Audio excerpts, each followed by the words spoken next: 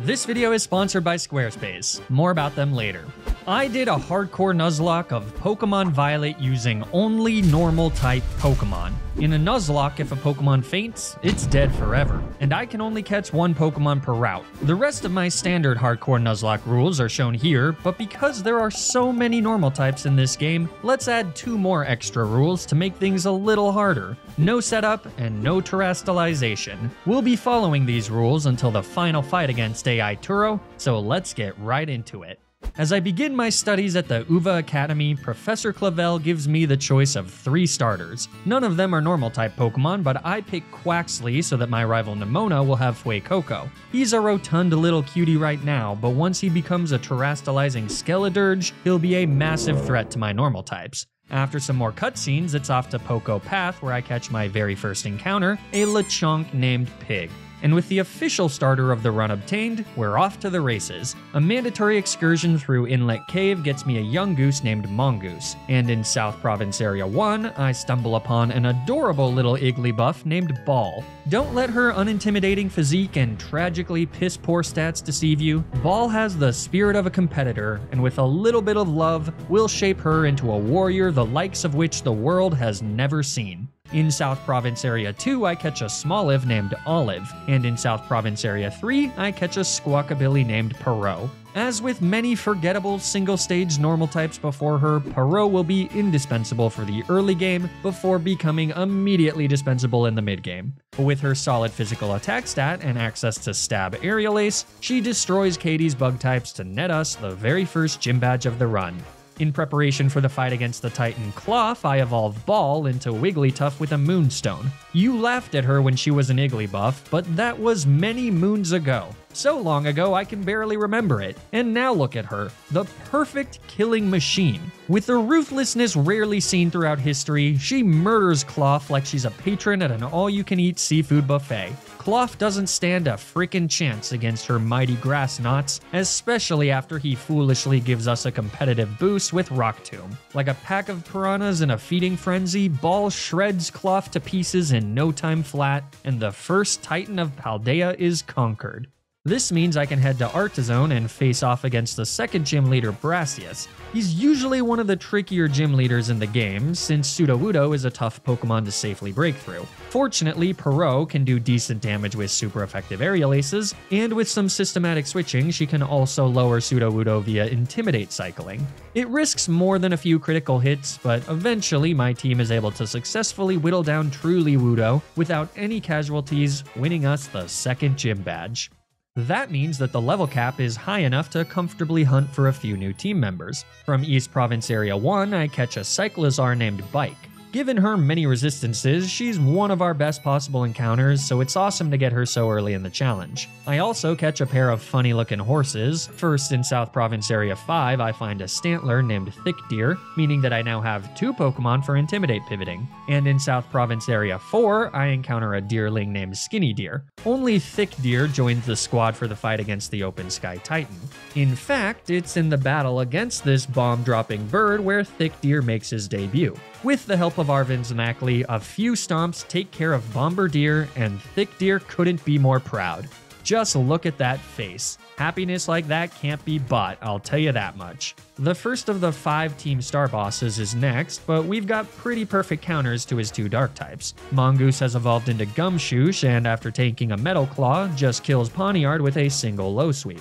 The Sagan Starmobile is quick work for the deadliest assassin in the West. She resists Dark-type moves, and with Giacomo activating her competitive via Metal Sound, all it takes is a few Hyper Voices to finish them off and win us the battle. While she's completing her murder here, it'd be great if you could like the video and subscribe to the channel. It really does help out a ton. Plus, we're so close to 300k, and there's nothing that I love more than arbitrary milestones.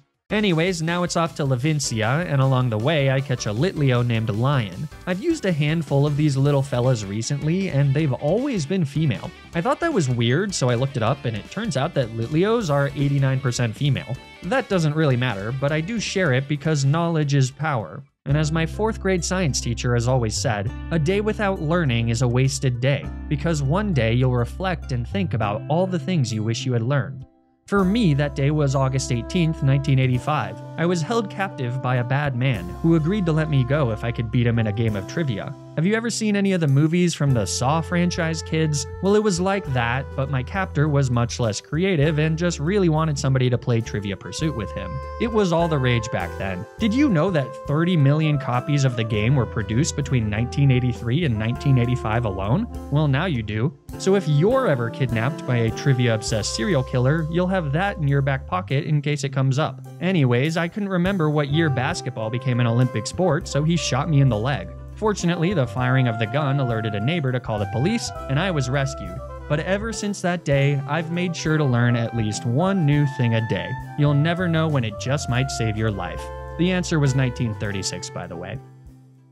Okay, well, now it's Iono time. Along with Brassius, she's one of the hardest gym leaders to fight if you aren't properly prepared, but fortunately we are. Thick Deer quickly dispatches her lead Wattrel such that he's still pretty healthy as Bellybolt comes in second. It takes 2 tries, but Thick Deer is able to successfully put Bellybolt to sleep with a hypnosis. Turns out that was a complete waste of time though, because as soon as I switch out to Skinny Deer, Bellybolt just wakes up and hits him with a spark. But with his secondary grass type and held Eviolite, it's perfectly safe to set up a Leech Seed. And then it's off to Pig, now an Oinkologne, who takes care of Bellybolt with a few bulldozes, though he does get paralyzed by a spark in the process. Luxio is third, and after doing a bit of damage with Bulldoze, I switch out to Skinny Deer to set up another Leech Seed.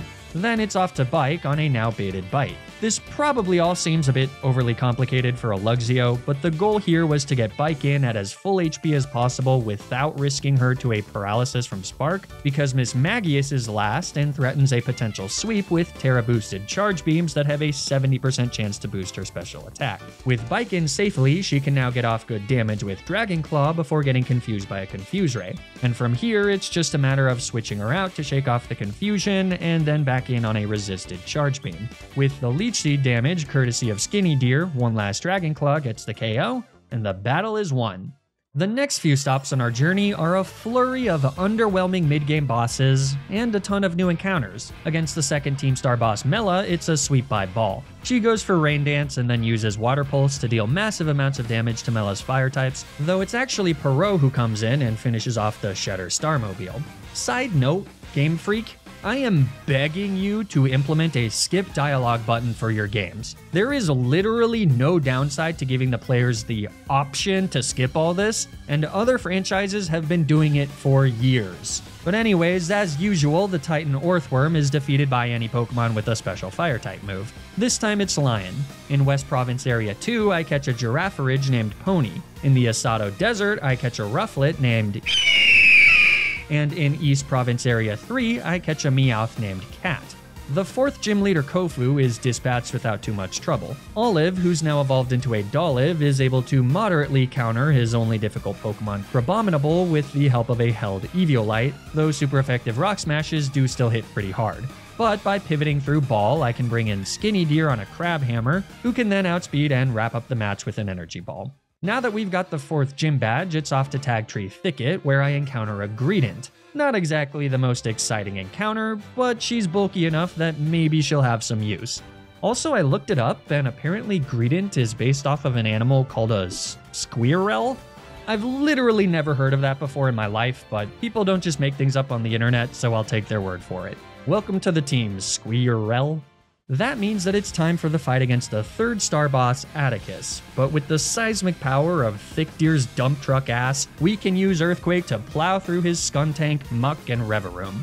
Did I end up risking a crit against Revaroom? Yes, but Thick Deer will never die. The same, however, cannot be said about the Navi Starmobile, who has to face off against the rest of my team. Perot comes in to lower their attack with Intimidate, and then Squirrel takes care of the rest. A moveset of Sleep Talk, Body Slam, Earthquake, and Rest means that she's safe to slowly but surely whittle away at the mechanical monstrosity until the battle is won. On our way to the 5th gym, I catch a Vigoroth named Sloth from Dalizapa Passage and a Komala named Koala from West Province Area 3. The latter is a Pokemon I've never used, so I'm excited to see him put in some work. But it's obviously Sloth who takes his place as the team's powerhouse by evolving into a mighty Slacking. His Truant ability, which makes him loaf around every other turn, definitely puts a damper on things, but there's ways to get around that, as we'll see soon enough. Before that though, we've got to face off against none other than the king of normal types himself, Larry. Everything about Larry is goals. His slicked black hair, his vacant, soulless eyes, his slightly hunched posture indicating decades of his life spent in a cubicle. He's giving nothing, but at the same time giving absolutely everything. In this house, we stan Larry, which is why it's a shame that we have to beat him to a pasty pulp. It's a pretty even matchup, which means that as long as I play around critical hits, things should be fine. Pig does some solid damage to his lead Komala, such that Skinny Deer, now a Sawsbuck, can get the KO with a Horn Leech. Against a Dunsparce, we set up a Leech Seed and use it, along with leftovers, to stay healthy as we just whittle away with Horn Leech. After 2 turns of that, he falls, leaving Larry with Staraptor. A switch to Thick Deer hits him with an Intimidate, as the baited Aerial Ace ensures that we're safe to even a critical hit. Our held Eviolite also means that we can stay in and tank a Facade on the next turn, letting Thick Deer retaliate with an Earthquake, because hitting a flying type with Earthquake is peak comedy to me. I'm a very simple man.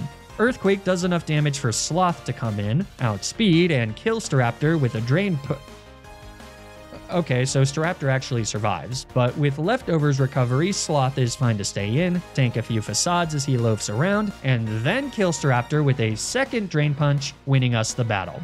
You know, Larry may not be the most expressive guy in Paldea, but as a hard-working businessman with a passion for efficiency, if there's one thing that gets him excited, it's a well-cooked meal. But if there's a second thing that gets him excited, well then it's gotta be the sponsor of this video, Squarespace. Squarespace is an online platform that helps you build and manage your own website, whether that's an online store for your business or a personal blog for your thoughts. Using their all-in-one platform and customizable templates, it's quick and painless to easily create professional and polished websites. And with their new Fluid Engine design system featuring drag and drop technology, it's easier than ever before to fine-tune every single detail of your website. For example, I use Squarespace to launch PoppyHG.com, the one and only destination to find curated pictures of my corgi puppy Poppy. You know what? I've changed my mind. Larry would also get excited by a third thing, pictures of Poppy, because I mean, who wouldn't? Squarespace also has a ton of other really useful features, like analytic information about the traffic of your website,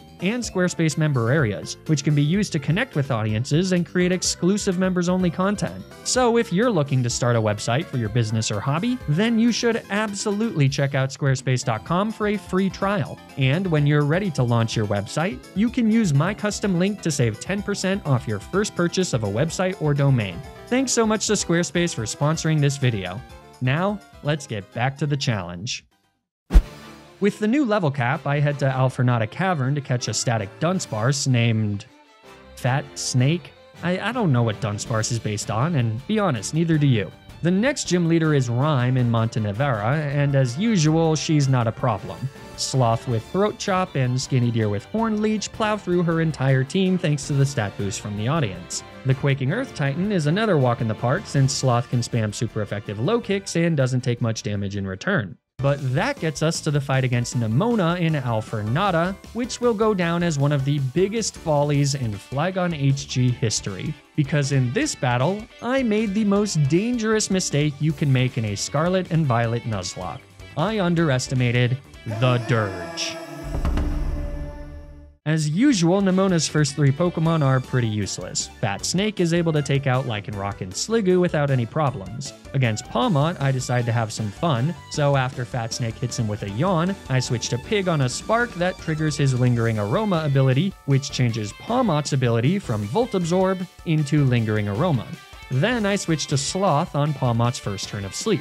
And on the following turn, I hit Pawmot with a Body Slam, which now triggers his Lingering Aroma, removing Sloth's Truant ability. So just like that, we've got a Slacking that doesn't have to take turns loafing around. As Pawmot goes down to a second Body Slam, I figure that Sloth is in a pretty good spot to deal with Nemona's mighty Skeledirge. After she terastallizes, I hit her with a Yawn, but then a Terra-boosted Torch Song comes out for significantly more damage than I was hoping. In fact, Sloth won't even survive a follow-up thanks to the special attack boost. And since I foolishly didn't teach Sloth Protect, I've gotta switch out. I decide to bring in Squirrel, who's sporting an Assault Vest, which means that she can moderately survive a now +1 Terra-boosted Torch Song as Skeledirge finally falls asleep. On the next turn though, I'm devastated to find out that not only is Skeledirge faster than Squirrel, I also drastically overestimated how much damage a super effective Earthquake would do. Since it's not even a 2-shot, this means that unless Skeledirge takes 3 full turns of sleep, one of my Pokemon is probably gonna die. But there is actually still an out, because Bike resists Torch Song, so she might be able to survive 1 hit, which means that Skeledirge would only need to stay asleep for 2 turns total instead of 3. So, Bike comes out, and Skeledirge wakes up after 1 turn, getting a 3rd special attack boost. And if that wasn't already an absolute disaster, Bike's Papa Berry activates, which, because I'm a moron and didn't check nature compatibility, confuses Bike. Not that it really matters, since keeping Bike in here would effectively be signing her death certificate, but it does show how uncharacteristically unprepared I am for this fight, and nothing I say is gonna save me from the fallout. And I know it's never simple, never easy, but someone's gotta take one for the team here. I really don't want to sack Bike because her dragon typing is pretty incredible. Sloth is way too powerful to risk losing here, and Pig enables Sloth. Fat Snake is fully paralyzed, meaning that even if she survives the switch in, she won't be able to outspeed on the next turn. Squirrel could be sacked for a safe switch, but then what? We don't have a way to one-shot Skeledirge here, so it would require another sacrifice on the following turn. With his solid special defense stat, I thought that maybe, just maybe, Koala could survive a Torch Song, but the thing about Desperation is that it really clouds your judgment. Koala obviously gets eviscerated by a critical hit Torch Song. And if the loss of my sweet sleeping marsupial isn't bad enough, I repeat the same desperate logic with Fat Snake, hoping that he'll survive a Torch Song to be able to get off some damage. Now you may have noticed that it looks like it started raining in this battle. In fact, checking the field state now says that it's raining, which should reduce the power of Torch Song by 50%, ensuring that Fat Snake will never die to a Torch Song even at +4. But it just does, because Scarlet and Violet are barely functioning games held together by silly putty and chewing gum. Not that this rain glitch makes any of this, less my fault. Like I said, this is one of the biggest follies in Flygon HG history, but the glitch just adds a little bit of insult to injury. Fat Snake died for nothing.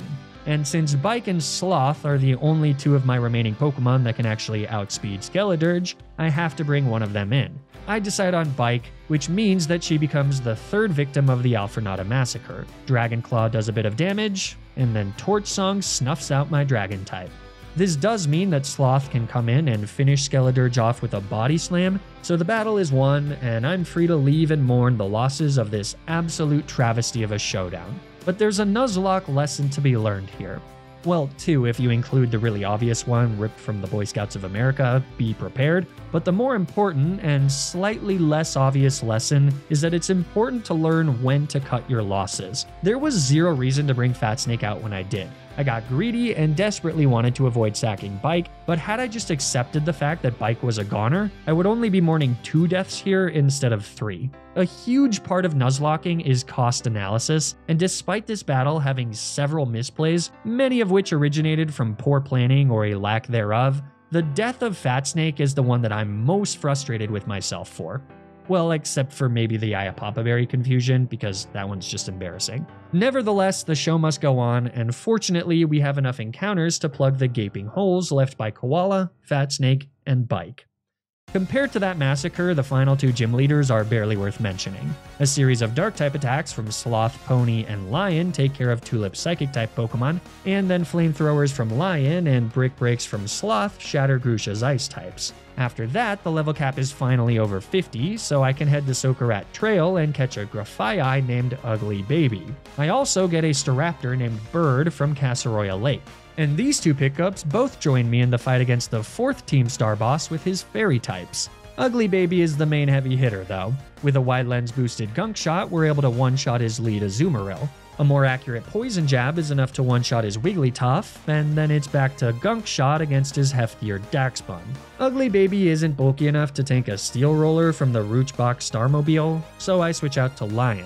But after some damage from her and Pig, Ugly Baby can come back in on a resisted Magical Torque and get his 4th kill of the match with one last Gunk Shot. What an incredible debut for Ugly Baby. What's-His-Name's defeat bumps the level cap all the way up to 55, meaning that I can now safely catch an Indeedee from North Province Area 1 named I don't know, man. Like, what is this thing?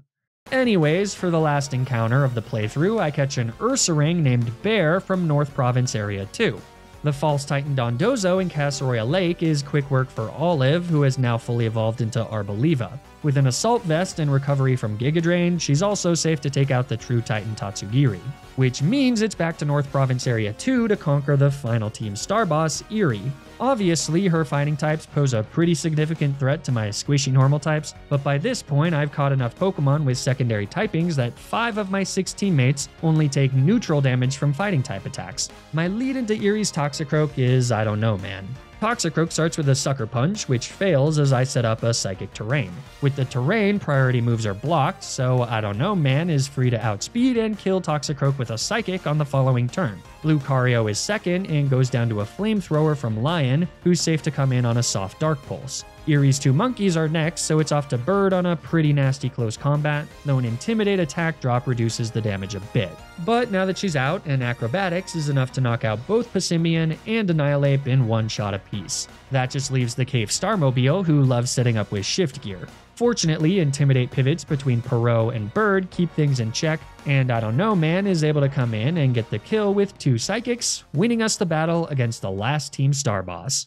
Which means that we've made it to the final battles of the challenge, and it's time to wrap up the game's 3 central storylines. First is the fight against Clavel. Ugly Baby takes care of Oranguru with a few super effective hits, making sure to get the KO with U-turn for a free switch into Bird. That brings in Abomasnow, who gets to set up an Aurora Veil as Lion comes in to take the KO with 2 Flamethrowers. Gyarados is disposed of by Olive, who's bulky enough to whittle away with Leech Seed and Grassy Terrain boosted Giga Drains. By the time the fish goes down, Aurora Veil has been stalled out, meaning Sloth with an Assault Vest can come in and take the KO against Houndoom with an Earthquake. Poltegeist is also slowly stalled by Leech Seed damage from Olive, since his only way to hit normal types is with Sucker Punch. I make sure to have Lion out when the Haunted Teapot goes down so that she's ready to face off against Clavel's Ace Meowscarada. There's not much he can do to my fire type, so 2 Flamethrowers are enough for the KO, and the battle is won.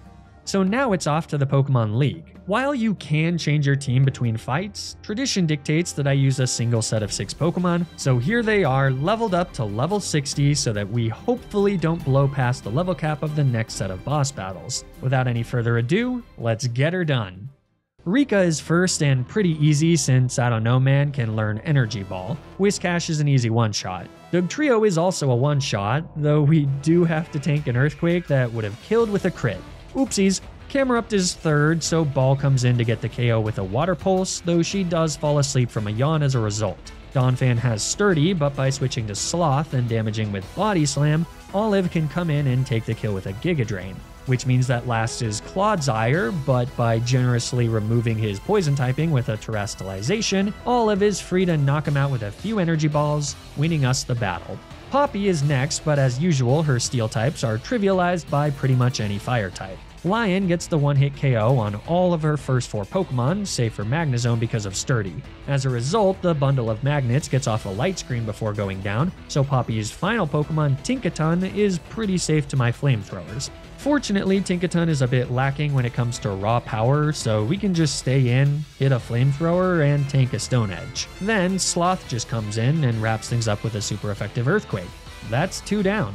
Larry is third, but in an act of betrayal, he's switched from normal types to flying types. Never meet your heroes, kids. All they do is disappoint. But fortunately, I know just how to handle Judas here, with a classic Choice Scarf Ice Beam sweep. Now you may be rightfully questioning whether Ball here has the power to pull off a stabless sweep, and normally the answer would be no. But Benedict Arnold's second Pokemon, Staraptor, is dumb enough to try and intimidate Ball, which triggers her competitive spirit, giving the roundest of killers the boost needed to one-shot the rest of Brutus's Bird Brains and net us another easy victory. So last for the Elite Four is Hassel's Dragon types, and here Ball comes up a bit short. So it's actually Sloth who leads against Noivern. I'm stunned to see Sloth outspeed, but that means an Ice Punch gets a clean one-shot before Noivern can move. Dragalge comes in second, so after loafing for a turn and taking some damage from Sludge Bomb, Sloth gets kill number 2 with an Earthquake. Flapple is third, but thanks to the poison from Sludge Bomb, it's no longer safe to stay in for a loafing turn, so instead, Ball comes in and gets the KO with an Ice Beam after just taking some damage from Leech Seed. Fourth is Haxorus, so it's off to Olive. As usual, she sets up a Leech Seed and then slowly drains Haxorus of his life force. I once again make sure that Lion is out when Haxorus goes down, so that she's facing off against Hassel's Ace Excalibur. This should comfortably bait the Scary Dragon into going for Glaive Rush, granting me a safe switch into Ball. With a Choice Scarf, we can lock Excalibur into Glaive Rush with an Encore, effectively pinning him for a few turns. Now, because of Choice Scarf, Ball is stuck using Encore, and no one on our team is surviving a Terra-boosted Glaive Rush, but once Excalibur is out of Glaive Rush PP, he's much easier to manage. After switching around to get off a few Intimidate and Noble Roar attack drops, Ball comes back in and takes him out with a few Dazzling Gleams, winning us the final battle of the Elite Four. That brings us to the champion Geeta. By no means the strongest champion in the franchise, but certainly not the weakest.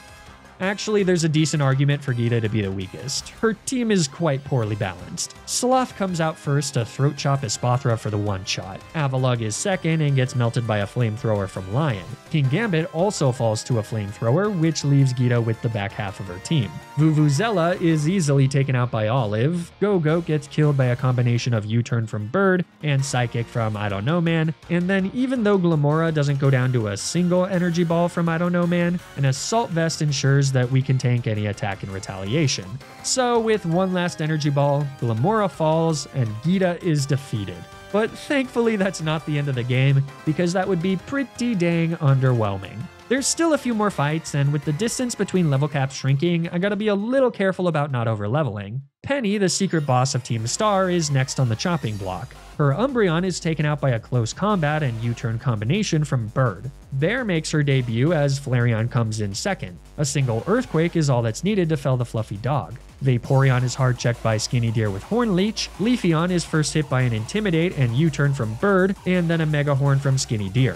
Jolteon's got nothing for Skinny Deer and Olive, who take turns draining him down with Horn Leech and Leech Seed respectively. That just leaves Penny with her Sylveon. An Assault Vest means that Skinny Deer should be safe to hit her with a grassy terrain boosted Horn Leech, though that does activate Cute Charm. So after tanking a relatively underwhelming Moonblast, it's off to Ugly Baby. Sylveon uses a priority Baby Doll Eyes to lower his attack, so a Poison Jab doesn't get the KO, and once again activates Cute Charm. Apparently my entire team is down bad, because after several turns of Ugly Baby simping for Penny's dog, cat, rabbit thing, I gotta switch to Bear.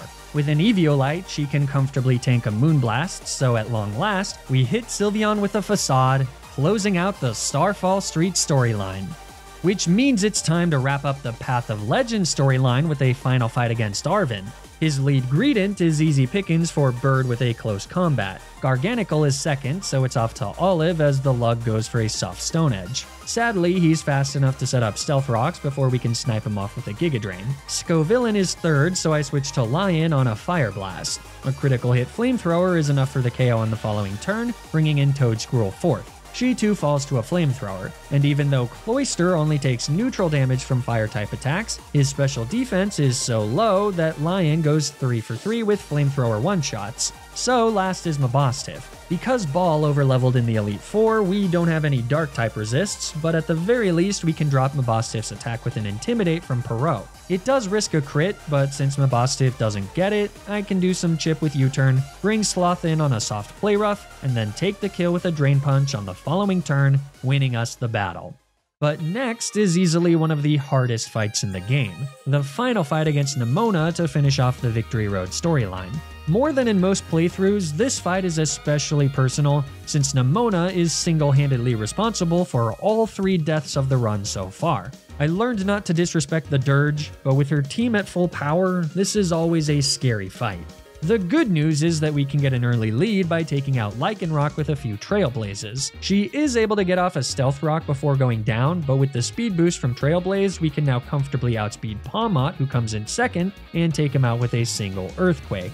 I really hate Nemona's Pawmot, so that is super nice. Orthworm is third, so I nail him with a close combat. It's not enough for the KO, which isn't great since it drops our defenses. This means that Orthworm's body press hits super hard, though an Eviolite means that Mama Bear survives. With another close combat, Orthworm falls and Nemona's down to just 3 Pokemon.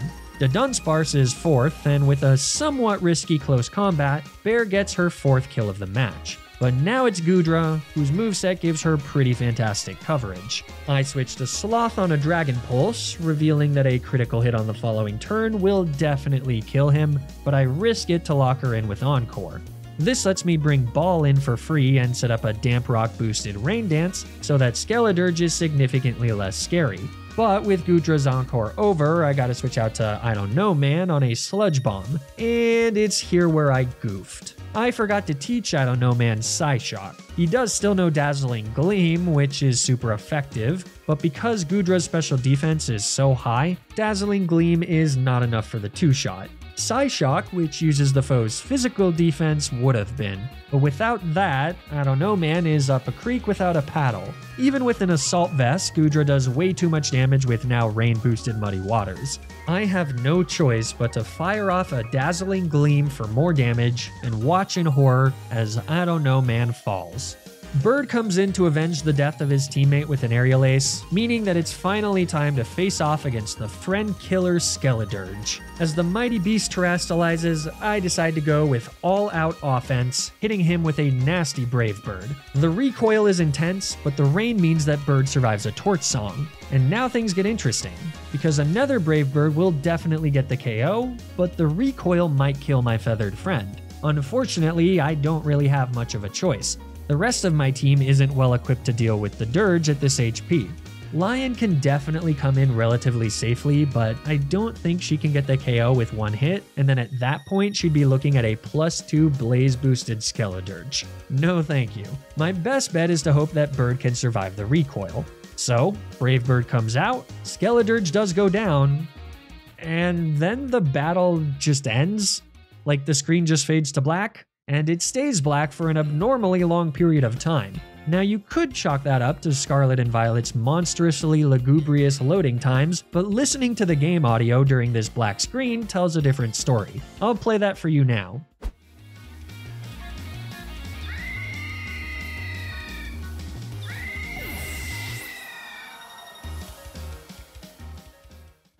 So, the audio here seems to suggest that Bird did indeed take recoil damage and die as a result.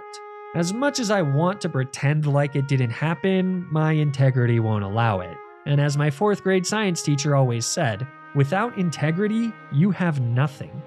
Even when I was held captive and forced to play Trivia Pursuit to save my life, I kept my integrity. I could have cheated, but I chose to be honest and play by the rules. Sure, I lost a leg as a result, but you've got 2 legs and only 1 integrity, so you do the math. Sadly, Mr. Gatlin is no longer teaching. With 2 more angels in heaven, it's time for the final fight of the run. The showdown against AI Turo, Dad of the Year. He leads with Iron Moth, and like with almost every fight against this cyborg, I instantly kill them with a ground-type attack. This time it's an Earthquake from Bear, who's holding a Choice Scarf. Iron Hands comes in second, which is definitely one of the scarier Paradox Pokemon to deal with. I switched to Pony on a Fake Out, and then much to my surprise, a Psychic gets a clean one-shot. Honk honk, Iron Hands. Iron Jungle Gym is third, so it's off to Lion with an Assault Vest. We trade off attacks, but Flamethrower is enough for a 2-shot, so we're sitting at around 33% as Iron Thorns comes in 4th. I switch to Sloth on a pretty hard Stone Edge, but then an Earthquake gets a 1-shot on the following turn. 5th is Iron Sac, so it's off to Olive as they set up a Snowscape. With a Yachi Berry, Olive is able to survive a potential Freeze Dry, but Supercomputer Turo tries to just set up a second Snowscape, which means Olive gets the free kill with a Giga Drain. Great.